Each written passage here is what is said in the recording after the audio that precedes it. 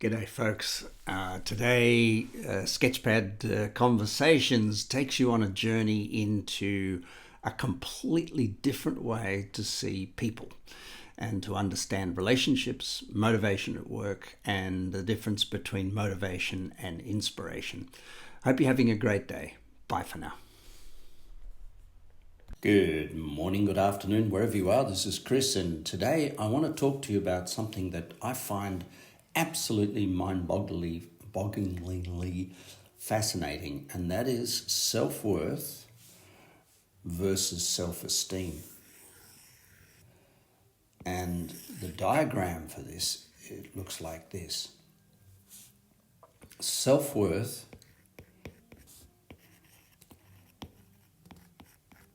is halfway between low self-esteem and high self-esteem. Self-worth is the average of low self-esteem and high self-esteem. 99% of all human development is based on building high self-esteem. It builds you up, makes you feel good, gives you a sense of superiority, accomplishment, and more. Low self-esteem is feeling bad,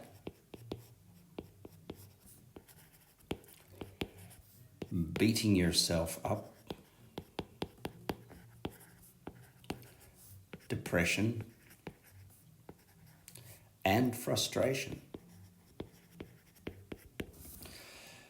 What most people don't realize, and I think this is the absolutely wonderful part about this diagram, is that the higher you build self-esteem up, the lower the experience of low self-esteem. So if we build ourselves up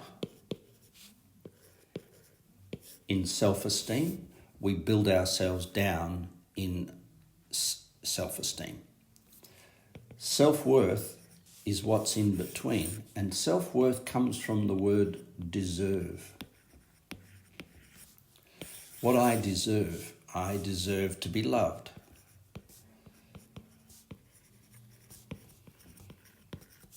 I deserve a good job. I deserve wealth. I deserve happiness. So what we say when we say I deserve leads to wants, to a declaration of what I want. What we have to be careful of is that our self-esteem doesn't get confused with our self-worth. So marketing always sells self-esteem. Romance sells self-esteem. Self-help sells self-esteem, because very often self-help is trying to build low self-esteem out of the pit and get people up out of the pit of low self-esteem. And the way it's done is by building high self-esteem. What people don't realize, and I think this is a really important thing when you listen to the universe of nature, is that the more you pump up high self-esteem, the more you pump down low self-esteem. I'm only interested in self-worth. Now, that's a fairly ugly proposition in the world to say I'm only interested in self-worth, because up here in high self-esteem, it's the feel-good world, and here it's the feel-bad world. If I am convinced that I want to make people feel good from feeling bad, I will belong to the world of manipulation and gymnastics of self-esteem.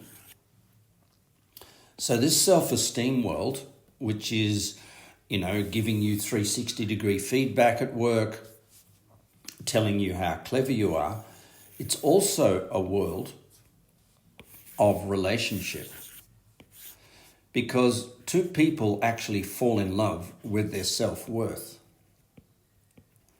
But what they present to each other is their self-esteem. So what's fascinating about this conversation is that if my self-esteem is built on what I like about me, my low self-esteem is built on what I don't like about me,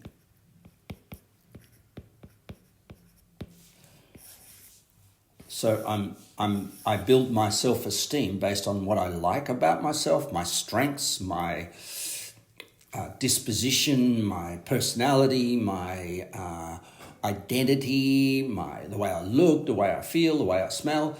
And my low self-esteem is the things that I don't like about myself.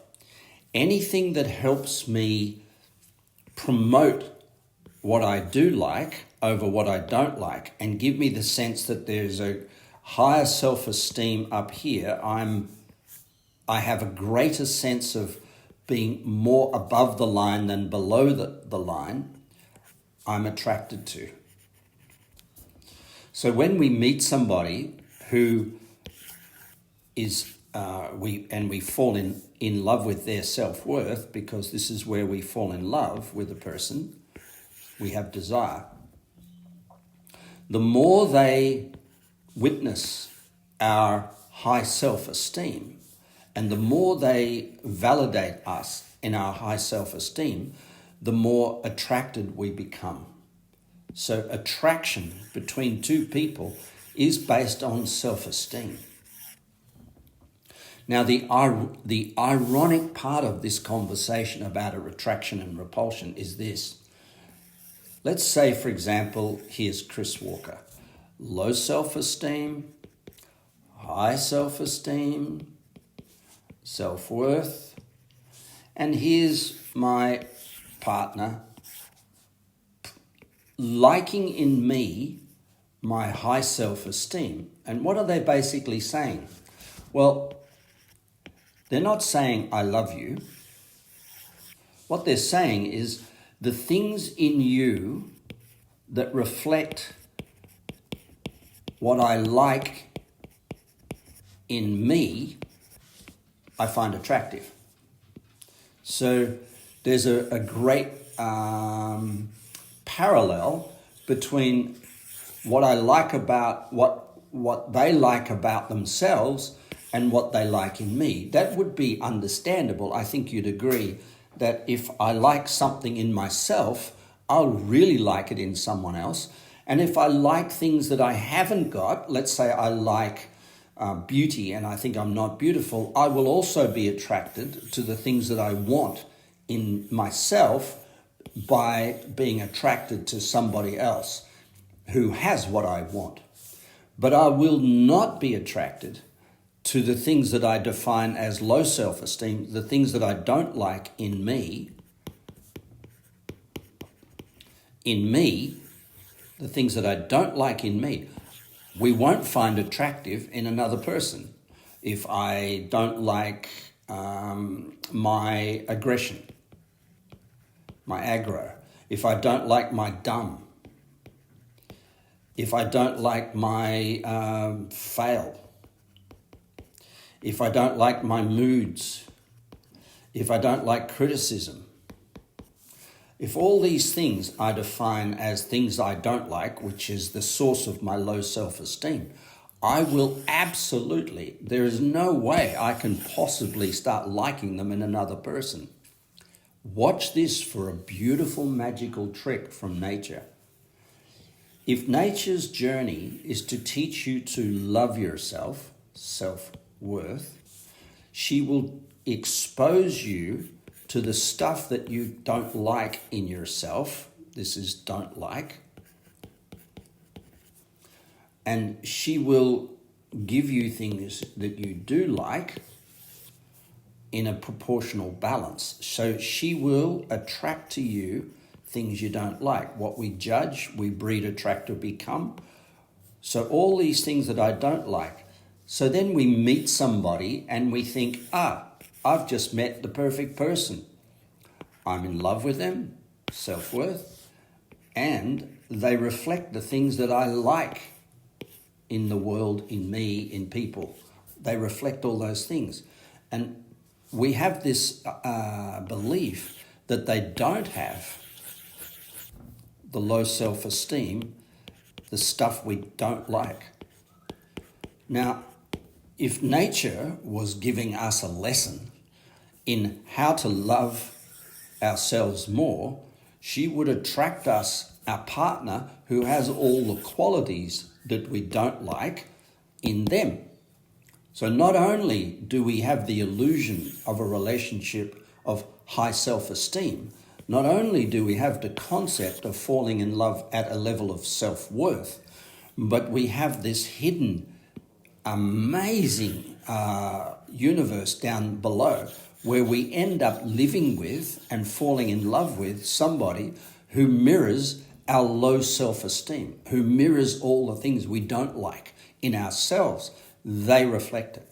But we don't know that because when we first meet somebody, they put on, you meet them in a bar, they put on their high self-esteem. They demonstrate to us what they like about themselves, and they definitely do not put on display their low self-esteem, all the things they don't like in themselves or in others. So this is self and other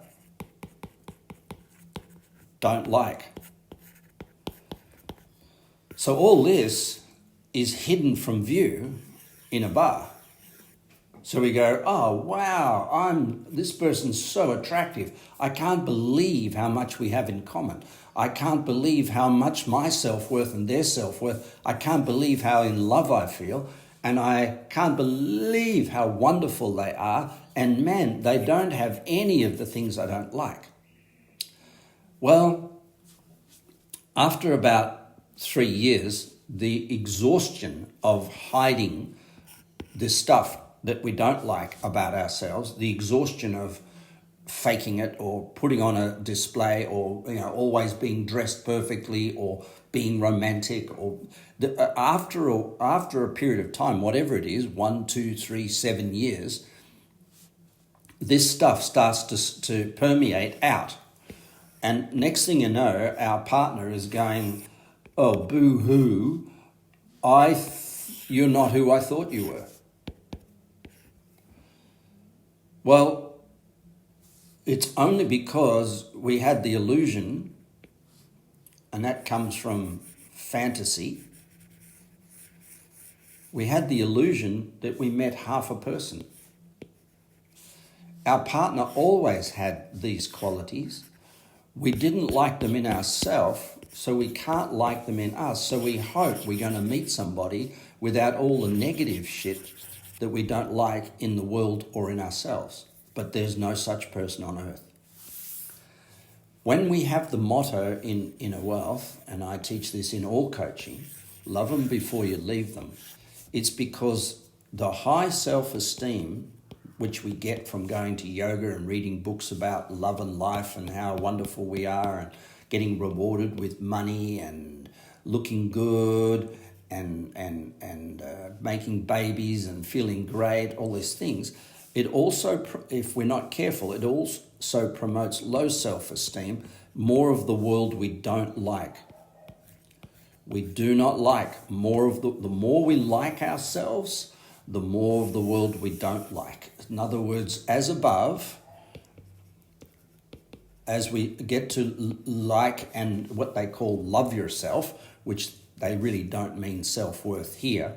What they mean is see the great things in yourself and recognize how fantastic you are and how spiritual you are and how amazing you are and how healthy you are and how lovable you are and all the good things. As above, so below. And so the more of the world comes in to confront this high self-esteem gets more confronted by low self-esteem. Now, the way the world deals with that is with a thing, one word, and it's called righteousness. So let me just give you a good example what I mean by righteousness. Let's say, for example, here's a human being. This is how a human being looks. You'll never see a person any differently than this. This is their self-worth. This is their low self-esteem. We all have it. And this is their high self-esteem.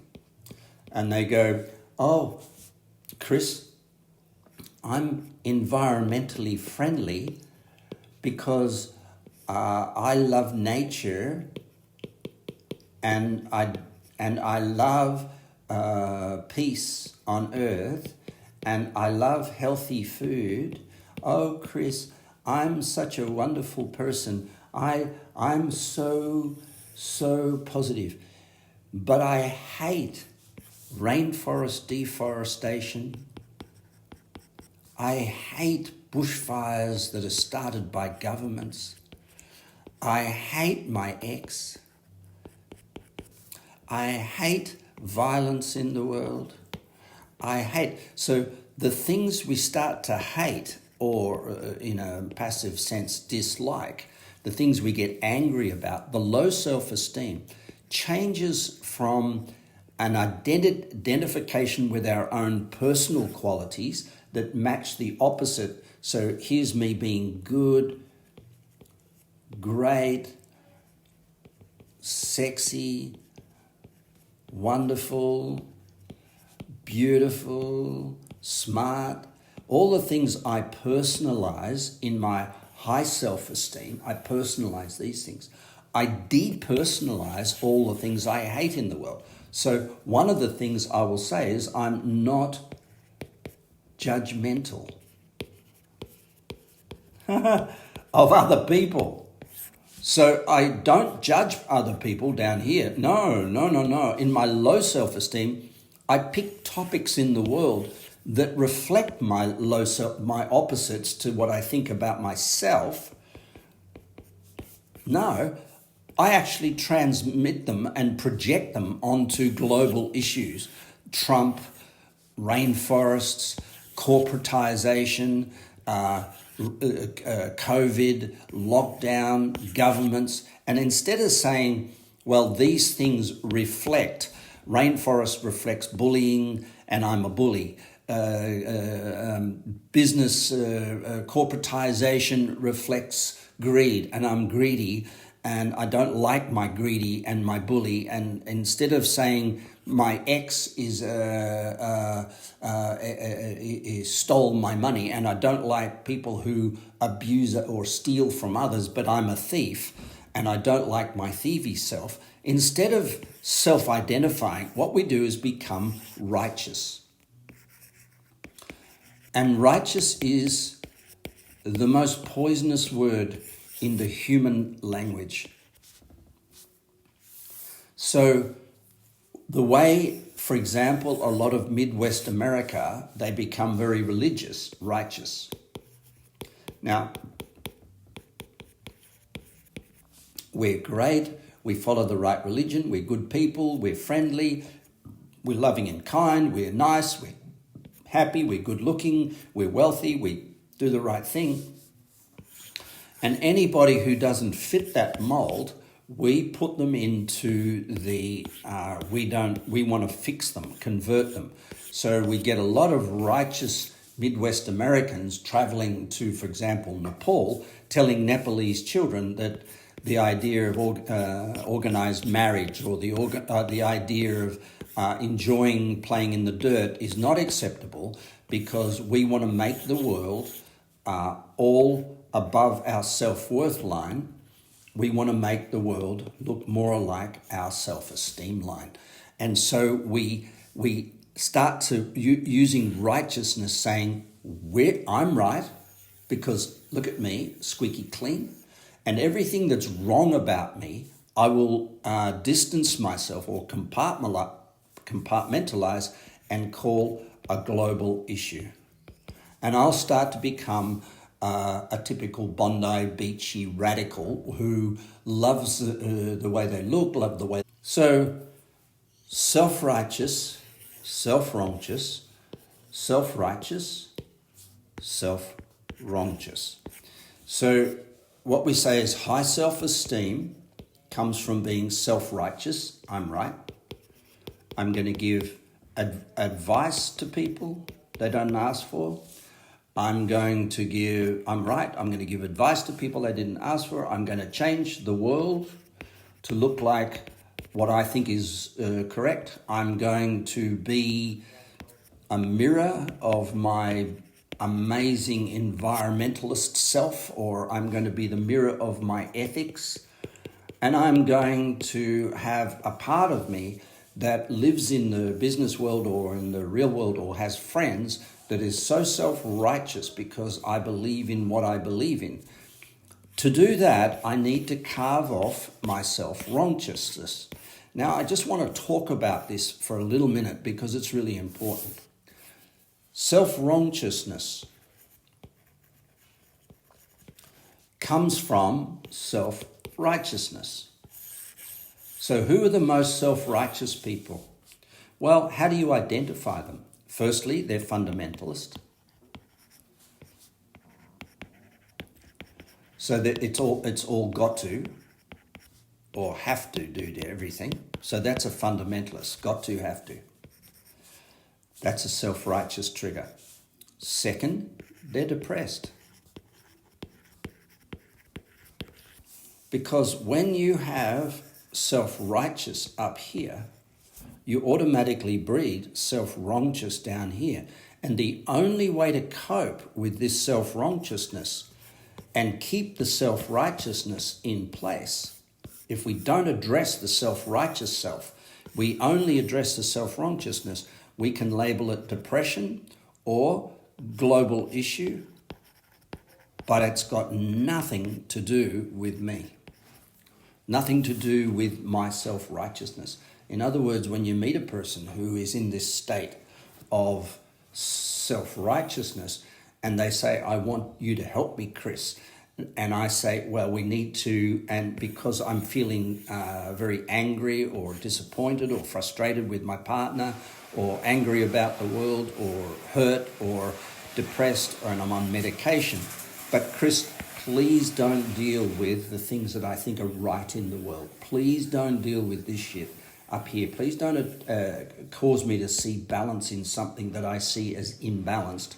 What I want you to do is help me feel better about this self-righteousness, about my low self-esteem. And I go, well, the market is built with pills, therapy, marketing, parties, alcohol, drugs, sex, food.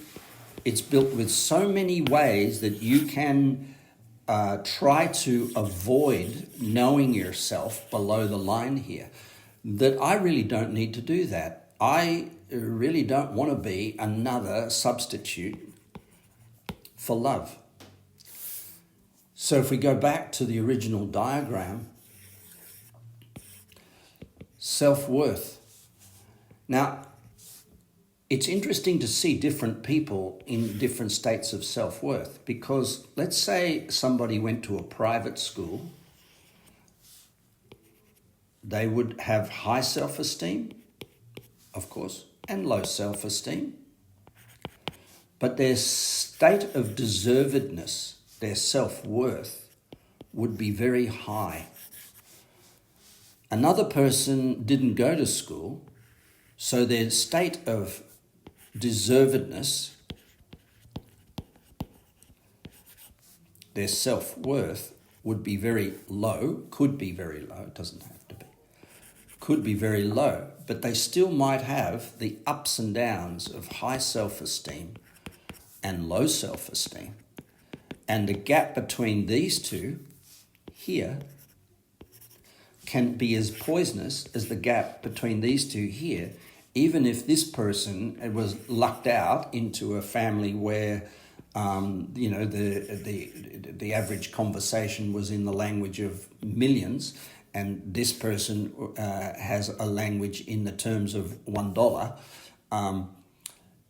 Their emotional distancing between their low self-esteem and their high self-esteem can be identical, and so they are equally prone to the depressions and the hate and the anger that come from low self-esteem as this person. So money, so deservedness or self-worth doesn't immunize a person from the scale of mental fluctuation and mental illness, and also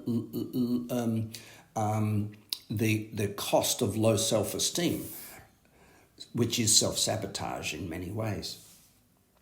So I just want to finish this off by drawing something here that you may recognize from previous conversations. We know the middle line in the human pyramid of consciousness is called gratitude. We know that this is low self-esteem, guilt, and fear. This is emotion, extreme emotion. So, if I were to draw my previous diagram,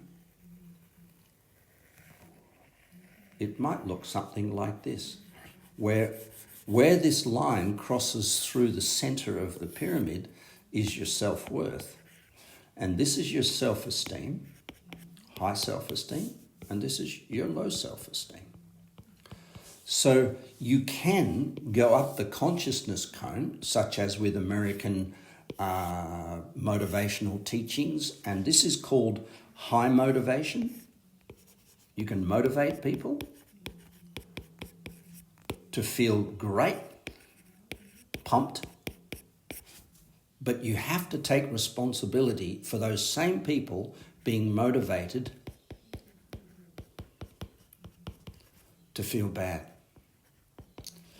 And that bad, if they're self-righteous, can be projected onto world issues, to an ex-partner, to poverty, to sex. They can become depressed by the world issues, so they can globalize their issues, or they can personalize them. I hate myself.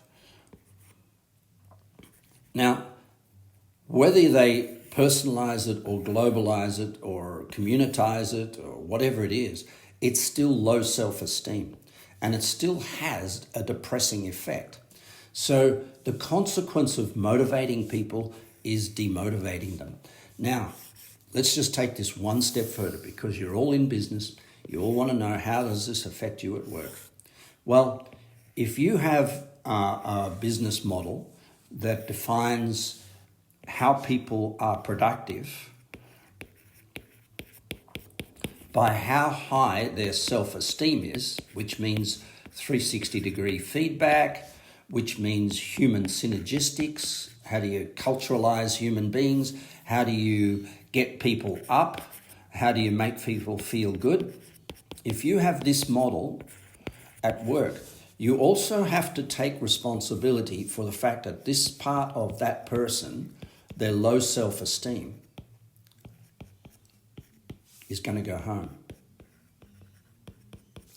And here is where business needs to rethink its model of the human being. Instead of focusing on productivity being a consequence of high self-esteem, pump high, feeling great, they need to consider this concept of self-worth being the measure of a person's productivity, and help that person raise their self-worth up the productivity chart. How do you do that? Well, consider what we've been talking about forever in Inner Wealth. Here's the center line of gratitude for life.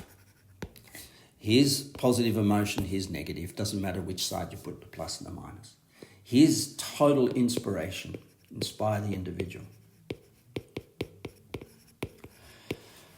If we learn to modify to do a discard process on every time we get a plus without a minus, we stay in the top cone of the consciousness cone, the top part of the consciousness cone.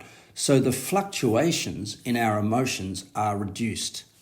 So here's low self-esteem, here's high self-esteem, here's self-worth. And if I was to draw that over here, it looks tiny.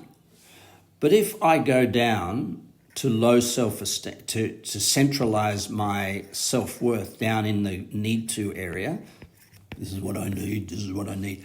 And then I say, let's just build you up your high self-esteem.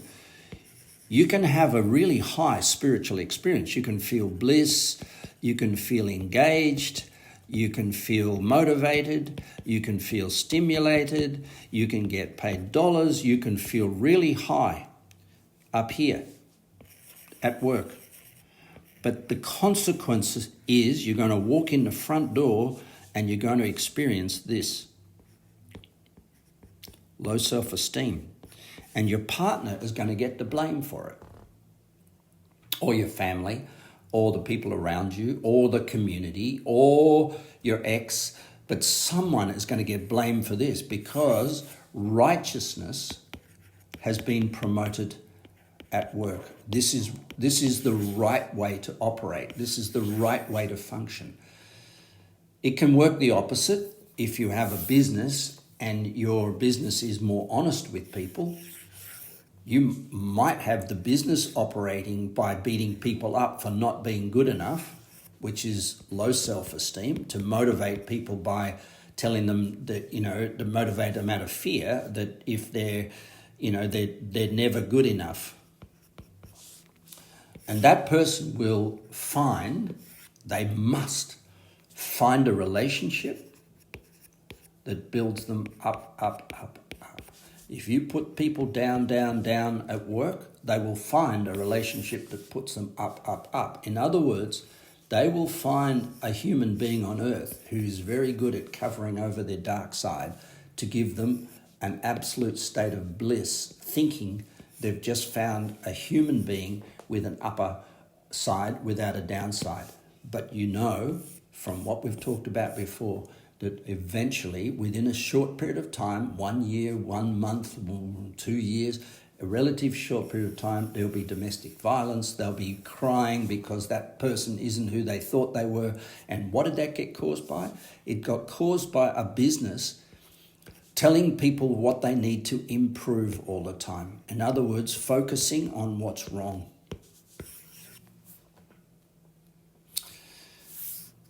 So a human being looks like that.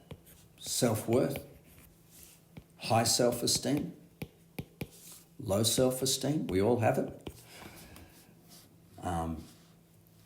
A relationship looks like that, no choice. Low self-esteem, high self-esteem. People are highest productive when they're here because, last but not least, because they're functioning in the conclusion dimension of the consciousness cone. And here is why I coach people. I coach people out of the realm of high and low self-esteem, this model of always trying to have uppers without downers. I coach them out of here and help my clients stay in the top end of the consciousness cone. It doesn't mean the low end doesn't exist.